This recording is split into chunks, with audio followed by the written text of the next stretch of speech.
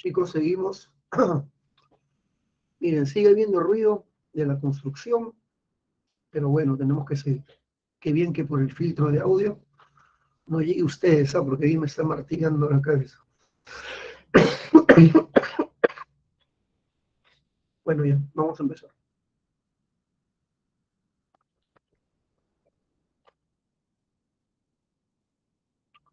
Ya, chicos, seguimos. Estábamos en el oncenio. A ver, comenzamos. El oncenio de Leguía se define como un régimen civil y autoritario. Leguía es un civil, pero establece una dictadura. Su policía secreta perseguía fieramente la oposición. Leguía, como todo dictador, disolvió el Parlamento. Leguía controló los medios de prensa, eliminó los diarios de oposición como El Comercio. Sus opositores políticos fueron desterrados o enviados galantemente al extranjero para atender misiones diplomáticas menores. Así que Leguía, hijo mío, copó las instituciones del Estado, eliminando y controlando la oposición de manera fehaciente. Su gobierno no es una democracia, es una dictadura, es un régimen autoritario. Este régimen autoritario, el de Leguía, tenía un objetivo que era modernizar el Estado. ¿Y qué entendía Leguía por la modernización del Estado? La renovación de su infraestructura urbana, vial y productiva. Sobre todo renovar Lima, volver a Lima un centro urbano moderno para atraer la inversión extranjera, construir caminos por todo el país, integrarse en el territorio. Y cuando digo renovación productiva, Leguía se lanza a un proyecto enorme de obras de irrigación, sobre todo grandes proyectos de canales, reservorios, proyectos de irrigación. Así que Leguía entiende por modernización del Estado la renovación de la infraestructura pública. Primero una renovación urbana, renovar Lima, luego una renovación vial, caminos, y una renovación de la infraestructura productiva, o sea, sobre todo, proyectos de irrigación. Leguía considera que esos son los tres puntales para el desarrollo del país y su modernización. Pero ¿de dónde va a sacar dinero para lograr esos tres objetivos? El dinero lo va a sacar de los Estados Unidos. Recordemos que tras la Primera Guerra Mundial, Norteamérica se presenta como la primera potencia del mundo capitalista. Estados Unidos busca mercados donde colocar su exceso de capitales y el Perú decide crear vínculos con este país para atraer su inversión. Así que el oncenio de Leguía fue un régimen autoritario que buscaba modernizar el Estado con apoyo del capital norteamericano. Leguía presentó su programa de gobierno con el nombre de Patria Nueva. ¿Y qué se entendería por Patria Nueva? Terminar con el control civilista y oligarca del Estado, romper con el control civilista y oligarca del Estado y permitir el ingreso masivo de la clase media a la administración pública. Leguía va a implantar una mesocracia, va a permitir que la clase media acceda a cargos importantes de gobierno. Sus ministros van a ser personajes de clase media, sobre todo. Leguía, porque es un líder populista, anuncia atender las necesidades de los sectores populares, sobre todo obreros y campesinos. Leguía crea el Día del Indio, se presenta a sí mismo como el protector de la raza indígena, así que con un discurso populista y demagógico anuncia atender las demandas del pueblo. Así que su gobierno tiene bastante de populista. ¿Cuáles son las características del oncenio? Durante su gobierno, Leguía dio muchas concesiones especiales al capital norteamericano, concesiones de las que hablaremos más adelante. Y esas concesiones le van a permitir a Estados Unidos apoderarse del mercado peruano desplazando al capital británico. El capital británico fue desplazado por el capital norteamericano durante el gobierno de Leguía. Leguía es famoso porque inició una política de persecución contra el Partido Civil.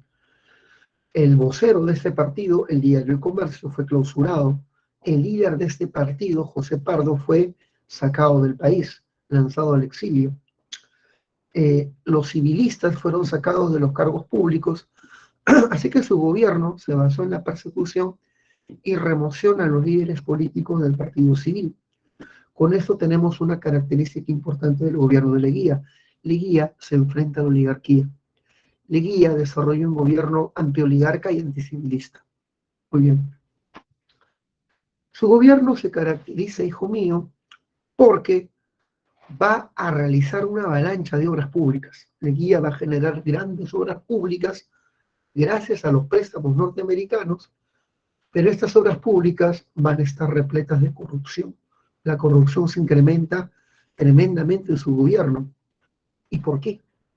Porque Leguía le abre las puertas del Estado a muchos personajes de clase media sin fortuna personal, que llegan rápidamente a enriquecerse con el erario público, cometiendo una serie de delitos como malversación de fondos, cohecho, enriquecimiento ilícito, dando concesiones ilegales. Así que hay un enorme incremento de la corrupción pública durante su régimen. Muy bien. Listo. Básicamente esas son las características del gobierno de Leguía, características generales, claro está. Y ahora vamos a las primeras temáticas políticas. Leguía vence en las elecciones a Antero Aspíllaga del Partido Civil y su primera acción fue cerrar el Congreso. Hace un golpe interino al estilo Fujimori en 1919. Lo hace para no gobernar con un Congreso de oposición, ya que el Congreso estaba dominado por el Partido Civil. Tras cerrar el Congreso, Leguía puede oficialmente crear una nueva constitución, crea un nuevo Congreso, llama nuevas elecciones congresales, solamente conformada por sus partidarios, y este nuevo Congreso controlado por el régimen, se parece mucho a Fujimori, elabora una constitución, la Constitución de 1920. Esta constitución es la base legal del oncenio. La Constitución del 20, hijo mío, es una constitución que extiende el periodo presidencial. El periodo presidencial, que estaba limitado a 4, se extiende a 5 años. Esta constitución suprime las elecciones municipales, las elecciones a municipios queda suprimida, estableciéndose la Junta de Notables. Ahora cada localidad será gobernada por una Junta de Notables elegida por el presidente. Esta constitución fue modificada en 2 ocasiones. ¿Para qué? Para poder permitir la reelección de Leguía. Fue modificada en el 23 y en el 27 para permitir la reelección del dictador. Muy bien. Durante su gobierno surgen los llamados partidos políticos de masa, partidos políticos que tienen gran apoyo popular, cuya base son las grandes mayorías, proletarios y campesinos y clase media, por supuesto. Con una militancia organizada. El primero de estos en aparecer fue el Partido Aprista. Víctor Raúl Haya Latorre, su fundador, fue un joven estudiante de Derecho en San Marcos. Fue líder de la Federación de Estudiantes, siempre apoyó los movimientos obreros y estudiantiles. Sin embargo, Haya Latorre se enfrentó a Leguía por un tema espinoso: la consagración del Perú al Sagrado Corazón de Jesús. La consagración del Perú al Sagrado Corazón de Jesús. Leguía llegó a un acuerdo con la Iglesia para que el Perú sea consagrado al Corazón de Jesús, y esta era una fiesta eminentemente católica. Era una ceremonia donde el Perú se declaraba públicamente país católico, apostólico y romano. A Latorre no le pareció esto, porque el Perú es un país laico, y se opuso a la consagración del Perú a dicha festividad. Esa fue la gota que derramó el vaso y Leguía invitó a Aya la Torre al exilio, lo votó. Y Aya la Torre estuvo en México, en Europa, donde comenzó a recibir influencia de diversos movimientos revolucionarios. Aya la Torre, estando en la conferencia de Bruselas, escuchó a los anarquistas, a los comunistas, y entendió de que el Perú y Latinoamérica debe enfrentarse al imperialismo norteamericano, no a través de posturas socialistas ni anarquistas, porque estas ideologías no están adaptadas a nuestra realidad iberoamericana. Él llamaba a Hispanoamérica Indoamérica. ¿eh? Y en México, reunido con otros importantes líderes estudiantiles, uruguayos, argentinos, funda el APRA, Alianza Popular Revolucionaria Americana. Este movimiento se basa en 4 postulados originales. El primer postulado del APRA es la lucha contra el imperialismo, luchar contra el dominio del capital norteamericano sobre nuestro país, lucha contra el imperialismo yanqui.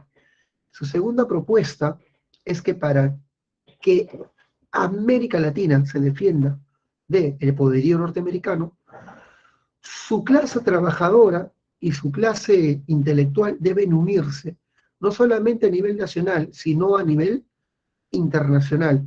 Su segundo postulado es la solidaridad de los pueblos de Latinoamérica contra el imperialismo, la solidaridad.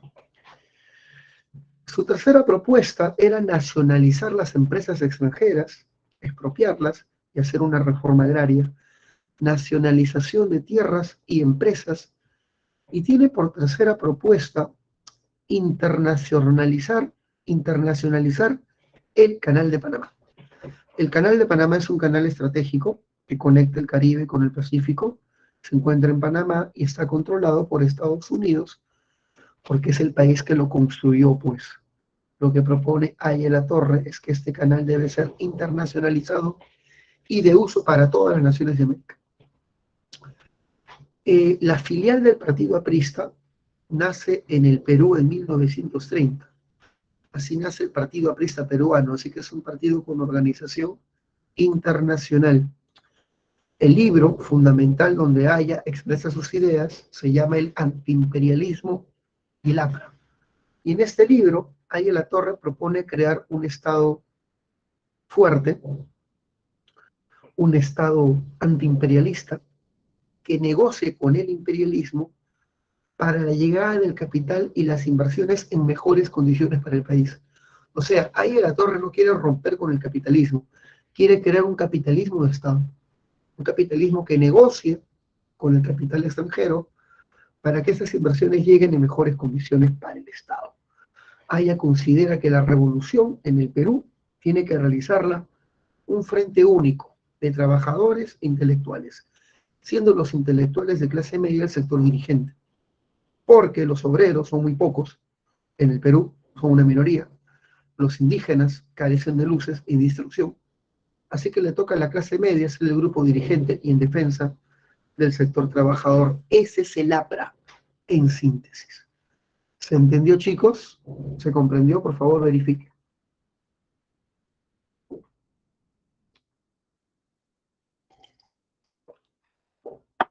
Muy bien, Yadira. A ver, ¿quién más está comprendiendo? Muy bien, Angelita. Mariátegui, muy bien, Estelita.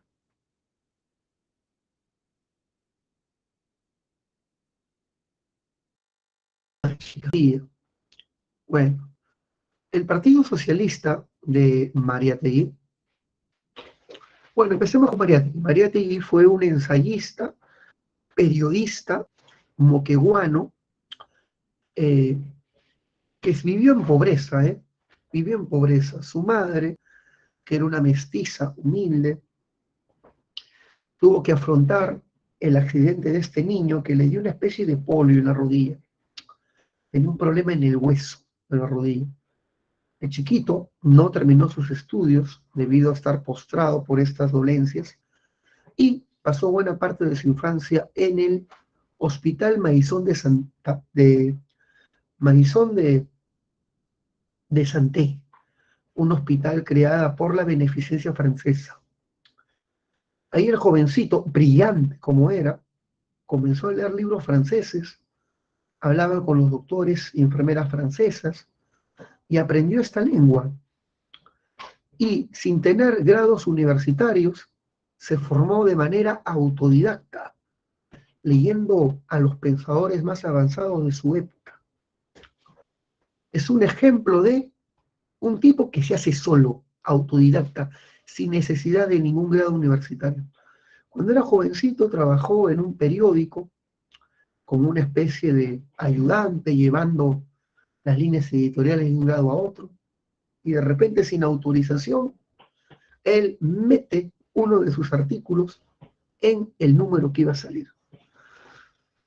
Su artículo fue brillante y el tipo se ganó un puesto como periodista. Como periodista apoyó el movimiento estudiantil, obrero y campesino. Era un indigenista, un indigenista confeso. Sin embargo, comenzó a criticar al gobierno de Leguía, lo criticó bastante fuerte, y Leguía lo convirtió en agregado diplomático para Italia, una manera elegante de botarlo del país. Si no aceptaba esta propuesta, le esperaba la prisión, así que se fue del país. Estando en Italia, recibe la influencia de socialistas italianos como Benedetto Croce y Antonio Gramsci, y por influencia del marxismo italiano, él se confesa abiertamente marxista. Al regresar al país, Mariátegui forma una revista indigenista y de izquierda llamada Amauta. Sin duda alguna, la revista intelectual más importante que haya tenido nuestro país, la más, ¿cómo decirle?, exitosa también.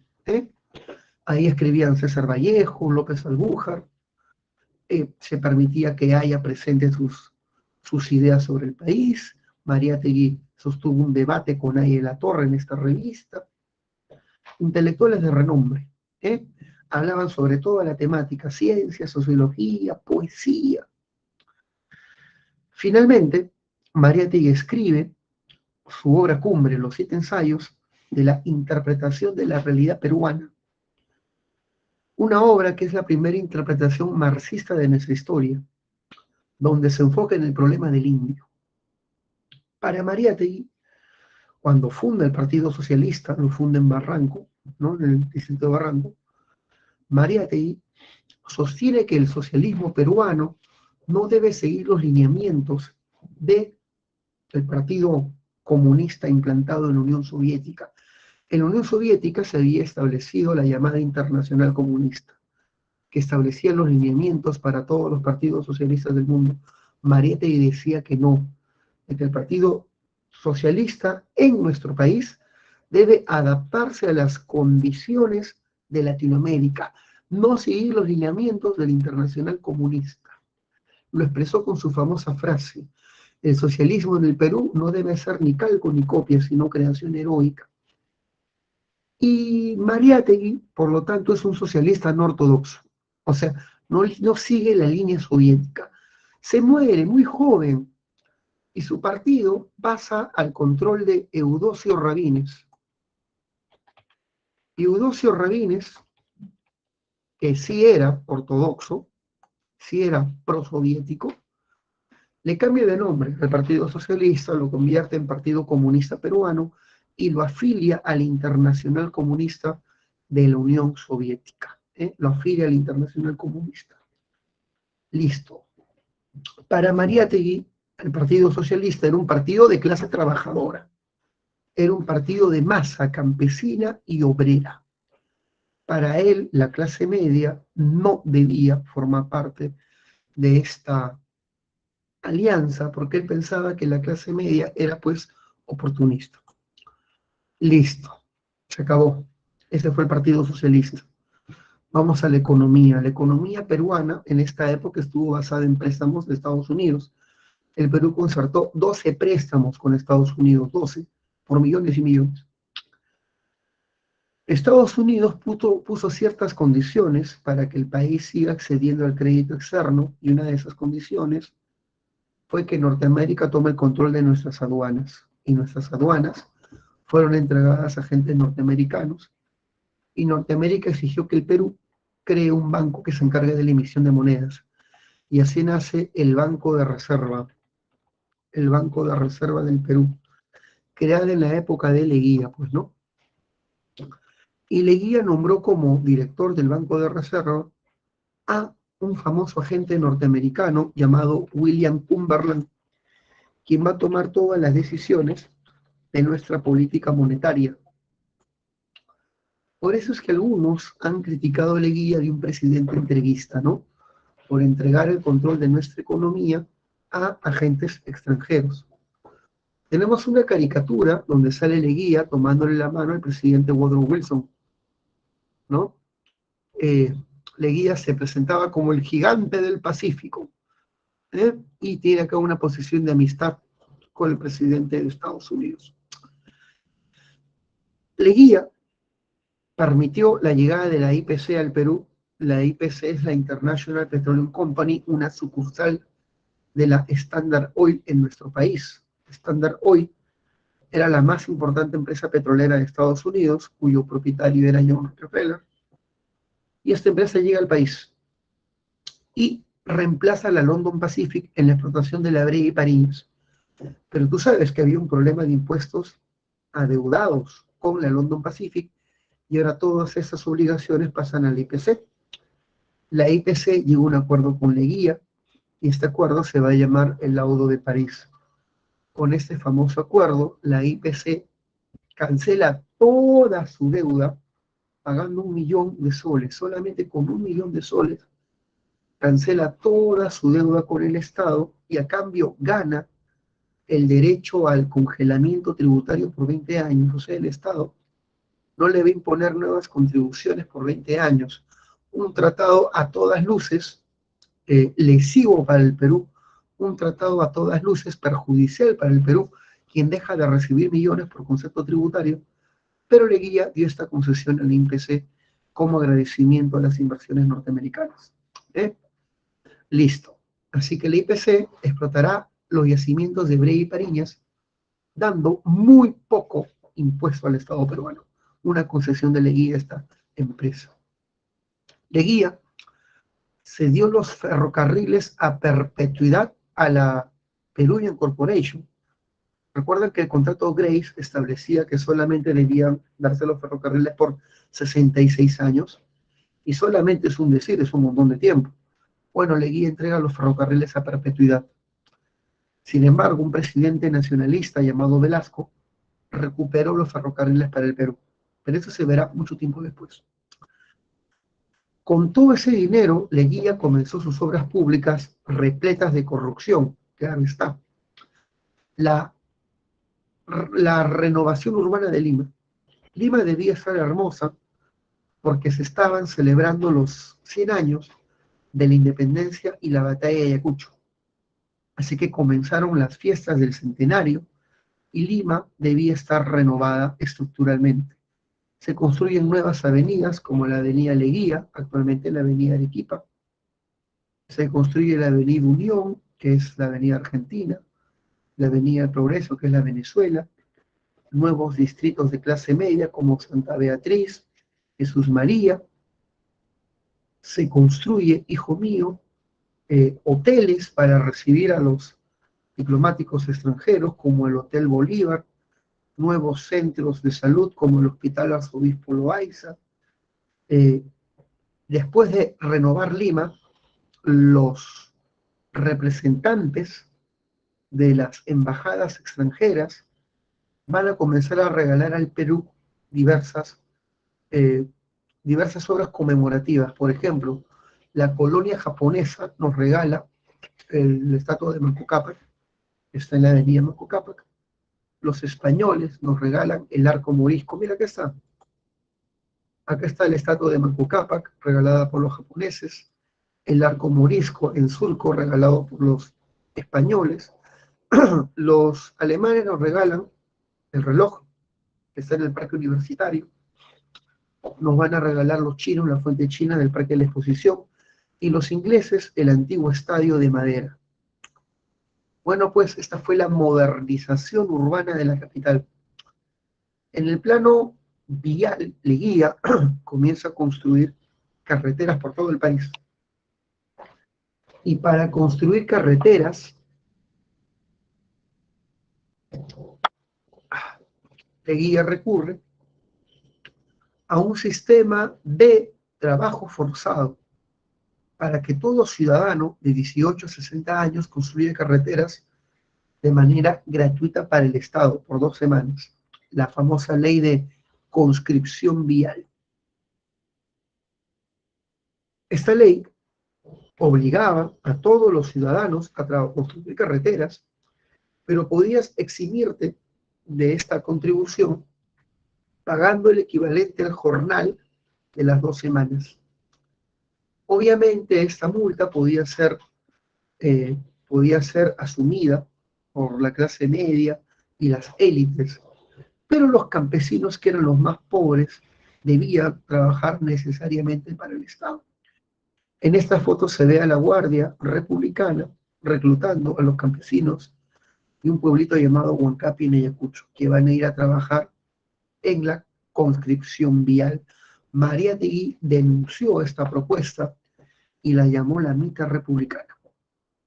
Por otro lado, en el plano social, Leguía se presenta como el protector de la raza indígena, crea el Día del Indio, 24 de junio, que luego va a ser llamado Día del Campesino por Velasco, crea la Oficina de Asuntos Indígenas para atender las demandas y las quejas de las comunidades, y Leguía lanza lo que puede ser su medida social más famosa, la legalización de las comunidades campesinas. Las comunidades campesinas quedaban reconocidas como personas jurídicas, y estas comunidades podían tener derecho a la propiedad sobre sus tierras ancestrales. Repito, la comunidad campesina queda reconocida como persona jurídica y su propiedad se convierte en intangible. ¿Qué significa? Que los gamonales ya no pueden usurpar tierras ni pastos naturales de estos pueblos. Esta fue sin duda alguna la medida más progresista del régimen. Ya está. Listo. Una vez que hemos entendido todo esto, chicos, ¿vamos bien? Pregunto, ¿vamos bien?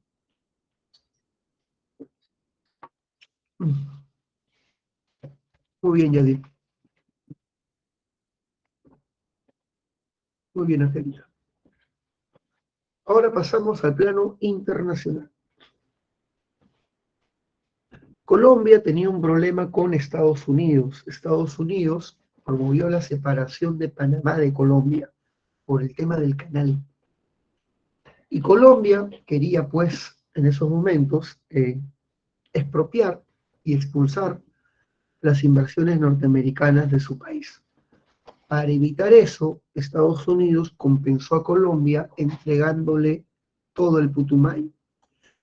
El Putumayo es peruano, pero Estados Unidos presionó a Leguía para que éste entregue este territorio a Colombia, rico en caucho. Y Leguía aceptó porque estaba hasta el cuello con préstamos norteamericanos. Fue posiblemente el peor error internacional del oncenio, el Tratado Salomón-Lozano. Colombia accede a toda esta región llamada el Putumayo, incluyendo este trapecio que se encuentra aquí, llamado el trapecio amazónico. En el trapecio amazónico se encontraba un pueblo llamado Leticia, que de la noche a la mañana les va a anunciar de que ya no son peruanos, son colombianos, y que tienen que comer bandeja paisa, ¿ya? Así que los leticianos, no, no queremos ser colombianos, queremos ser peruanos, no nos gusta la cumbia de ese país, queremos escuchar papilón, cumbia peruana, así que van a haber problemas. ¿Y el Perú que recibe? Sucumbios, un territorio miserable, donde no había mayor riqueza. Así que, hijo mío, fue sin duda alguna el tratado más perjudicial firmado por presidente alguno, ¿eh? Por eso es que se ha catalogado a Leguía de presidente entreguista, pues, ¿no? El tratado Radagamio, Figueroa Larraín, es el tratado de Lima. también llamado Tratado de Lima. Con este tratado, hijo mío, Perú decidía reinsertar Tacna a su territorio, pero Arica quedaba para Chile. ¿Por qué Arica para Chile? A inicios del siglo XX, durante el gobierno de López de Romaña, República Aristocrática, Chile comenzó una campaña de erradicación de la peruanidad de Arica, las famosas campañas de chilenización de las provincias cautivas. ¿Cómo se chileniza Arica?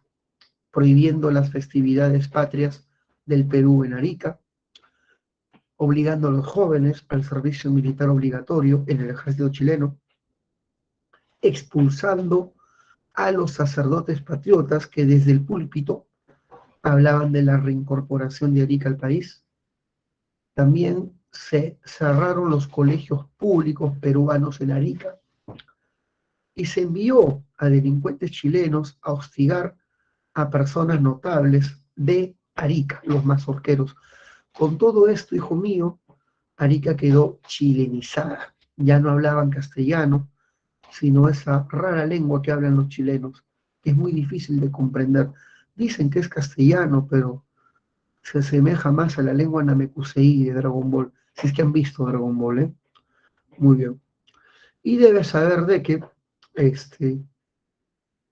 Perú y Chile deciden negociar sobre el tema de Tacna y Arica.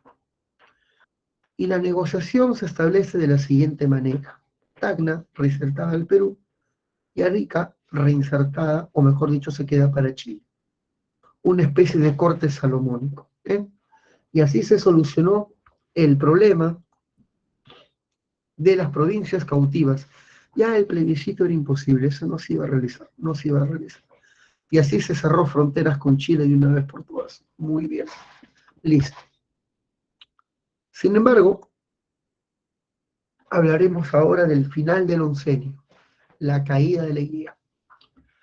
La caída de Leguía está promovida por factores externos e internos. Dentro de los factores externos tenemos el crack del 29, la famosa crisis mundial que se inició en los Estados Unidos con la caída de la Bolsa de Valores de Nueva York. En Norteamérica se dio una parálisis financiera, una quiebra de industrias, parálisis del empleo, comenzó el hambre y donde antes habían colas para los supermercados, ahora habían colas para las beneficencias. Norteamérica cayó producto de esta crisis mundial, el crack del 29, y el crack llegó al Perú. ¿Cómo llegó al Perú? La pregunta es, ¿cómo esto afectó a nuestro país? Bueno, el primer resquicio del crack en nuestro país fue la parálisis de nuestras exportaciones. Nuestras exportaciones se paralizan. Al paralizarse la exportación, hijo mío, los bancos comienzan a caer. Se da la quiebra del sistema financiero peruano. El banco más influyente del Perú, que era el Banco del Perú y Londres, quiebra, y con esto se fue al diablo todo nuestro sistema financiero. Las obras públicas se paralizan, el trabajo escasea, comienza el desempleo y con el desempleo las huelgas. Y el Perú es sacudido por una ola de huelgas brutal.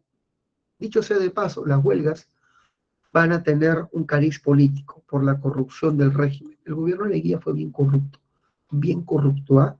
Él le daba negocios a su hermano, Germán Leguía, a sus primos para hacer obras públicas, así como ahora está pasando, ¿no? Que el presidente le da a Jennifer Paredes, su cuñada, que casi es su hija, y esto ofrece obras públicas por una empresa privada, ya, así, corrupción.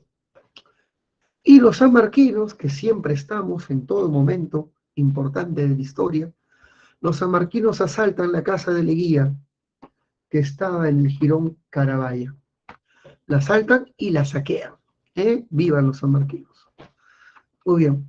La popularidad de Leguía ha caído tremendamente y esto es aprovechada por la oligarquía. La oligarquía se la tiene jurada a Leguía porque éste los había radicado de la administración pública y ellos buscan un candidato que pueda vencer al dictador.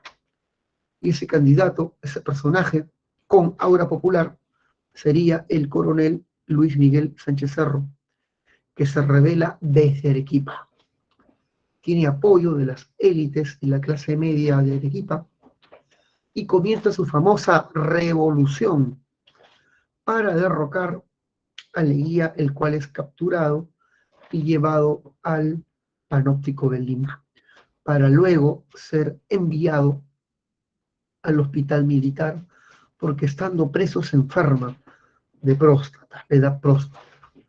Finalmente Leguía muere en el Hospital Naval del Callao. Muere en el Hospital Naval del Callao. ¿Eh? Ahí está su cadáver embalsamado del expresidente. Es así como el CRAP eliminó a Leguía, no solamente políticamente, porque cayó su régimen, sino que lo elimina físicamente. Sánchez Cerro toma el poder con apoyo de la oligarquía, comenzando el llamado tercer militarismo. Un militarismo más violento que los otros, más represivo, porque los militares del tercer militarismo van a tener influencia del fascismo de Mussolini y de Hitler, que eran movimientos de ultraderecha muy, pero muy autoritarios. Ya está. Chicos, vamos a desarrollar las preguntas. Como tengo tiempo, algún tiempo de sobra, podría contarte algunas cosas que se me pasó. A ver, qué cositas no conté para que incrementes tu manejo de clase. Ya que estamos hablando de Leguía, no te conté que en su primer gobierno, él intentó al comienzo unirse a los pierolistas, al Partido Demócrata. Pero para hacerle frente al civilismo, al comienzo Leguía se unió a los demócratas. Pero los demócratas le muerden la mano. El hermano de Piérola, Carlos Piérola, intenta un golpe de Estado contra Leguía, sí. Y el presidente es capturado por esta turba de pierolistas y llevado a la Plaza Bolívar para exigir su renuncia frente al Congreso. Leguía, tosudo y terco como era, decía, no firmo, no renuncio, a pesar de que tenía una pistola en la cabeza. Así que a Leguía casi lo derrocan en su primer gobierno. Si no fuera por la Guardia Civil Republicana, quienes con un tiroteo salvaron al presidente, Leguía hubiera sido vencido en su primer régimen por los pierolistas. Leguía, hijo mío, creó una fiesta.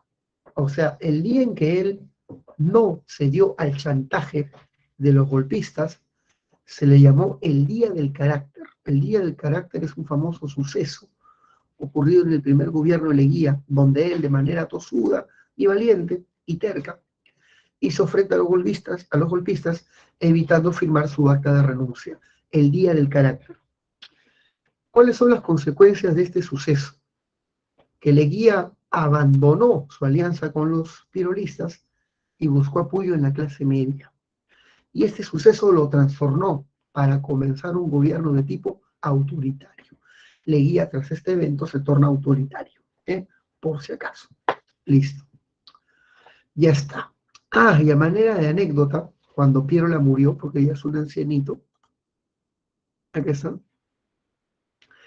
Leguía fue al funeral de Piérola y se encontró con los hermanos que alguna vez intentaron derrocarlo con golpe de Estado. Y tenía que firmar un cuaderno donde firmaban y dejaban pues sus epitafios los asistentes a la corte fúnebre, y Leguía mirando a Carlos Piérola mientras firmaba el cuaderno de visitas decía, esto sí lo firmo, ahora sí firmo, ¿sí? No sé si entiendes la ironía, la ironía. Muy bien. Listo. Ya pues chicos, vamos a marcar las clavecitas. A ver, las clavecitas. ¿Alguna duda, chicos, por favor? ¿Alguna duda sobre la clase? ¿Todo claro? Por ahí algo no quedó muy en claro. Todo bien. Muy bien. Entonces vamos a practicar marcando las preguntas. Ahí está. Practiquemos, pues, chicos, todos ahí. La reconstrucción nacional fue un periodo posterior a la derrota peruana en la guerra con Chile, donde se retornó al caudillismo militar y el partido civil entró en crisis. Además, estuvo caracterizada por la crisis económica y la inestabilidad política. Producto de las guerras civiles, ordene cronológicamente los siguientes acontecimientos de este periodo. A ver, vamos a ir buscando cronológicamente. Chile se negó a realizar el plebiscito, esto pasó en el gobierno de Morales Bermúdez. Morales Bermúdez. El levantamiento de Tusparia, producto de la restitución de la contribución personal, esto pertenece al gobierno de Miguel Iglesias. La rebelión de Huanta, producto de El Estanco de la Sal, esto es segundo gobierno de Piérola. Firma del contrato Grace es gobierno de Cáceres. Entonces, comienza con Iglesias, esto es uno, sigue con Cáceres, sigue con Bermúdez y acaba con Piérola. Así va. 2, 4, 1. 2, 4, esta es la clave. Avión 2, 4, claro, 2, 4, 3. Muy bien. Está. A ver, está bien, ¿no? Ayúdenme, chicos. A ver, comenzamos con 2. Este es 1. Sigue. Ah, no, la clave sería beso. La clave es esta, perdón. Esta es la clave. Esta es la clave. Ujú. Beso, beso. Claro, comenzamos con 2. Seguimos con 4. Ese es uno.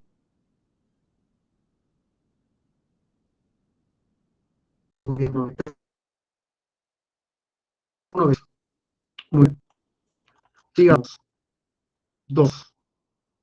La República Aristocrática fue un periodo de historia del Perú contemporáneo que se inició en 1829 y terminó en 1919.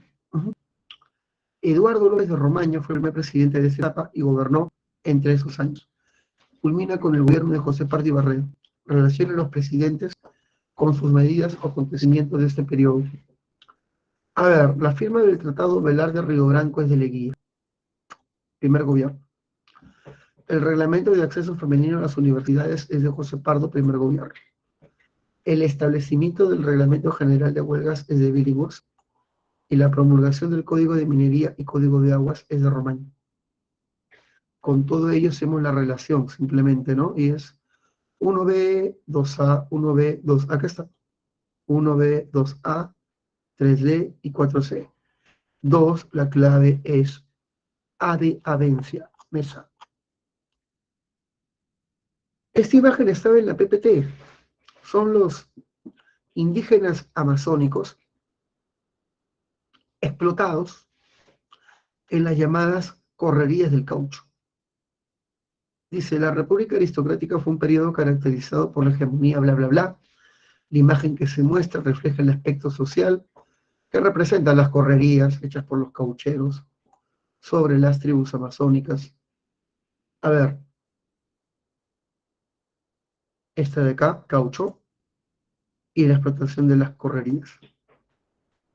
Culis no puede ser porque son chinos. Si la clave sería 2 y 3. Avión. 4. Leguía representó la aparición de nuevos grupos e intereses locales, empresariales, burocráticos, profesionales y estudiantes que habían dado origen a... Bueno, yo te conté que Leguía sobre todo recibe apoyo de la clase media, ya te dije eso, ¿eh? Pensaba que estos nuevos grupos, y no la oligarquía, eran los llamados a modernizar el país. La clase media, pues chicos. Esta diferencia fue, ya es más, por las puras vamos a leer lo demás. Por las puras vamos a leer la clase media, pues. La clave sería beso, ¿no? Beso. Esto. El oncenio de Leguía fue un régimen civil y autoritario que tenía como objetivo modernizar el Estado con el apoyo del capital norteamericano. Su gobierno se denominó la Patria Nueva y se caracterizó por la ruptura del control civilista del Estado y por ser un régimen populista y con la corporación democrática se han copiado prácticamente todo lo que dice la PPT. Respecto a este gobierno, establezca el valor de verdad o falsedad de los siguientes enunciados. La promulgación de la ley de accidentes del trabajo pertenece a su primer gobierno, no al oncenio. Primer gobierno, no al oncenio. Uy. Por lo tanto, esta es falsa, como muchas. Como ella, como ella. Fundación de la Asociación Pro Indígena. Esta sí. Ah, pero la Asociación Pro Indígena se firmó también durante su... Esto pasó en el primer gobierno. Primer gobierno. Primer gobierno. Surgimiento de los partidos de masa, sí. Segundo gobierno. Tratado de Lima, sí. La clave es esta. O sea, todo pertenece a la guía, pero los dos primeros es de su primer gobierno. Ya, veo. Listo, chicos. Ya. ¿Alguna pregunta antes de irnos?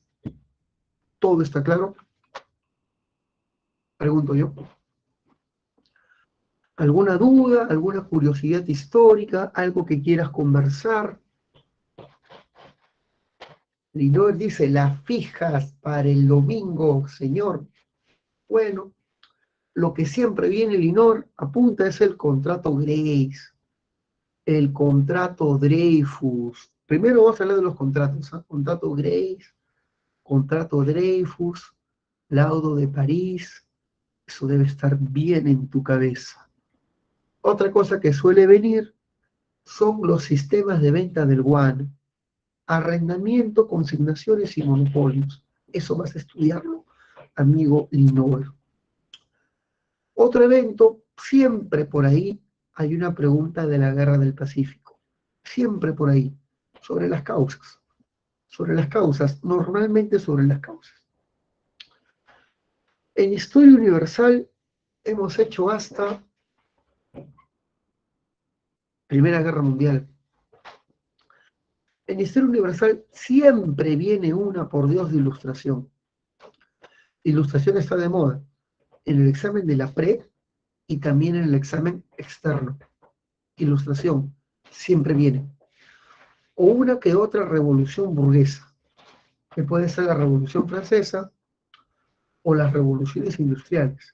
También siempre viene, que no te agarre. Ya está. Y, ¿qué más podría ser? ¿Qué más está de moda? Siempre viene una del oncenio, y del oncenio preguntan siempre la conscripción vial, siempre el predominio del capital norteamericano. Listo. Esas son las fijas para el domingo, Linor. Te estoy diciendo lo que suele venir, ya lo que debes poner énfasis en tu repaso. Listo. ¿Por ahí alguien más? ¿Alguna preguntita? ¿Algo que no quedó claro? Tenemos que irnos a la 1 en punto. Yo me acuerdo que en la última clase tuve problemas muy fuertes con mi cámara y mi audio, que no eran reconocidas por el MIT. Ingresé 8 minutos tarde. Así que la Guerra del Pacífico lo hice bastante rápido. Si tienes alguna pregunta de ese tema, pues mándala, hijo mío, de una vez. ¿Eh? Mándala de una vez.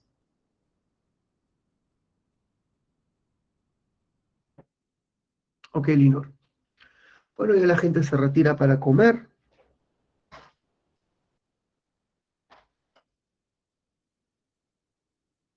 Listo. Estamos bien, dice. Muy bien, hija, me siento feliz de que estés aprendiendo. Me siento feliz. Ok, cuídate, Camila. Cuídate, Geraldine. Yo tengo que quedarme hasta la 1, hasta la 1:05, porque ya me han dicho que tengo que salir 1:05. Así que si no tienen nada que preguntar, hablemos de cualquier cosa. política, videojuegos, fútbol, realidad, farándula. Sobre cualquier cosa podemos conversar. Uh-huh. Actualidad, contexto internacional. Hablemos, qué sé yo, de Pokémon, no sé.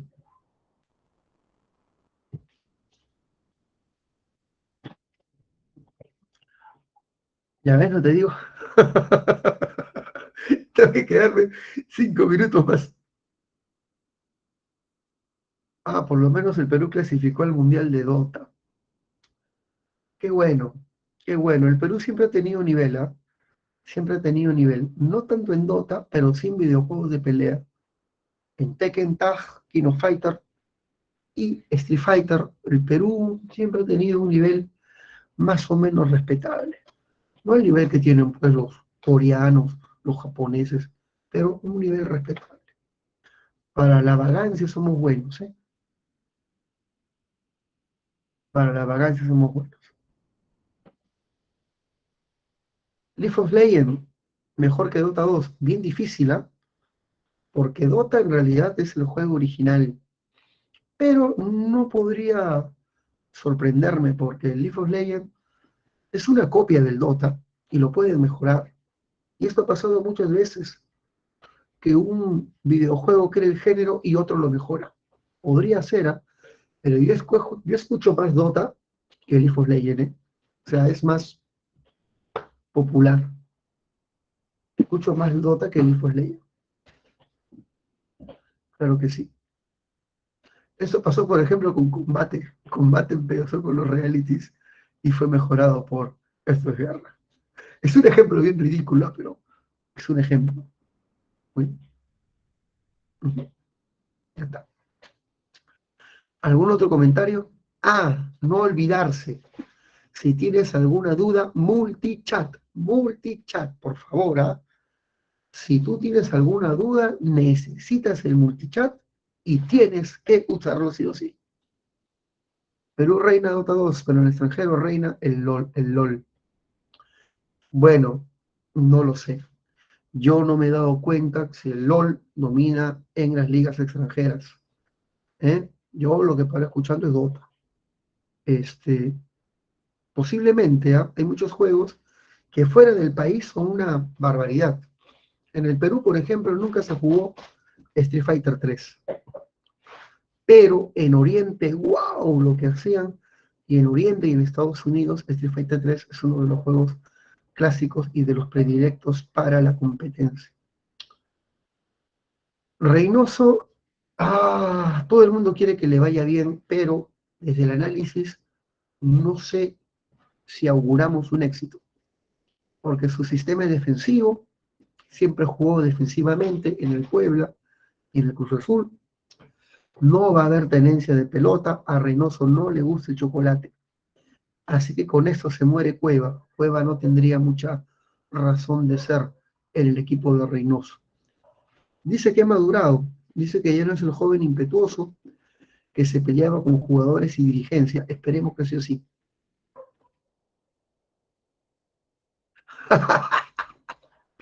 No te pases, no te pases. Al que creo que voy a ver más jugando es a Ormeño, porque Ormeño le fue bien con Reynoso en el pueblo. Y a él le gusta ese tipo de delanteros, grandes para el cabezazo.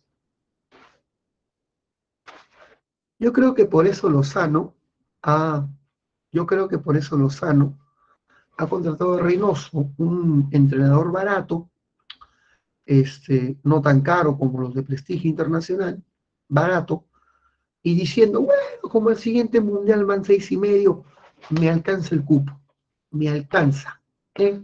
Con esta plata me alcanzo, me ahorro 1,000,000 y picos y con eso doy plata a mis clubes de provincia para que aseguren mi reelección. Lozano es un bandido, ¿eh? O mejor dicho, no es un bandido, es un corrupto, que le importa más su cargo que el fútbol. Es un impresentable Agustín Lozano, un impresentable. Listo. Bueno, ahora sí, nos falta un minuto para acabar. Yo creo que llegó el momento de la despedida. Profe, ¿sabe qué gol Perú se acaba? Ah, eso sí no te entendí. Eso sí no te entendí. Ah, el canal. Canal Gol Perú. No, no. De eso todavía no estoy enterado, hijo. Disco Moscú. Ujú. Suerte, Yadira. Mucha suerte. Un gran abrazo para ti. Listo. Nos vemos, chicos. Cuídense mucho. Chao, chao, chao.